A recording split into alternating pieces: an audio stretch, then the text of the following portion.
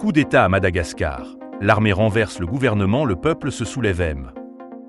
Bonjour à tous et bienvenue sur Information Univers, la chaîne qui décrypte les événements majeurs qui secouent notre monde. Aujourd'hui, nous allons à Madagascar, où une situation exceptionnelle vient de se produire. L'armée a renversé le gouvernement en place, avec le soutien d'une grande partie de la population. Ce qui vient de se passer est historique et pourrait redéfinir complètement l'avenir politique du pays. Depuis plusieurs mois, la tension montait dans tout Madagascar. La population dénonçait la corruption, la hausse du coût de la vie et la mauvaise gestion économique du pays. Des manifestations massives ont éclaté dans la capitale, Antananarivo, ainsi que dans plusieurs grandes villes. Le gouvernement, au lieu d'apaiser la colère, a choisi la répression, arrestations, coupures d'Internet et déploiement massif des forces de sécurité. Mais cette fois, le peuple n'a pas reculé. Face à cette impasse, l'armée a décidé d'intervenir. Des officiers supérieurs auraient refusé d'obéir aux ordres du gouvernement, jugeant que la situation avait franchi un point de non-retour. Dans la nuit, des blindés ont encerclé le palais présidentiel et les militaires ont pris le contrôle de points stratégiques, la radio nationale, l'aéroport et plusieurs ministères. Tôt ce matin, un communiqué a été diffusé sur les ondes. Nous prenons nos responsabilités pour sauver la nation. Le gouvernement est dissous et une transition militaire est mise en place dans l'intérêt du peuple.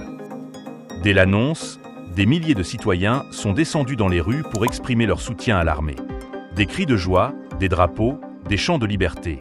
Pour beaucoup, cette prise de pouvoir représente un nouvel espoir, celui d'un véritable changement. D'autres, plus prudents, craignent toutefois une dérive autoritaire et s'interrogent sur les véritables intentions des militaires.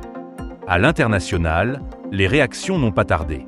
L'Union africaine, les Nations unies et plusieurs pays partenaires ont appelé au calme et au respect de la Constitution. Tous demandent à l'armée d'assurer une transition pacifique et rapide vers un pouvoir civil légitime. Les nouvelles autorités promettent de mettre en place une période de transition courte avant l'organisation d'élections libres et transparentes.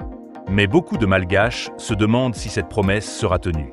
Ce qui est certain, c'est que le peuple a envoyé un message fort. Il veut du changement, de la justice et de meilleures conditions de vie. Ce coup d'État s'inscrit dans une tendance que l'on observe de plus en plus sur le continent africain, où les forces armées prennent le pouvoir face à la colère populaire. Madagascar rejoint ainsi la liste des pays où l'armée s'impose comme acteur politique majeur. Reste à savoir si cette transition conduira à un véritable renouveau ou si le pays risque de plonger dans une nouvelle période d'incertitude. Et vous, qu'en pensez-vous? Croyez-vous que l'armée pourra réellement redresser Madagascar? Dites-le nous dans les commentaires et n'oubliez pas de liker, partager et vous abonner à Information Univers, la chaîne où la vérité éclaire le monde.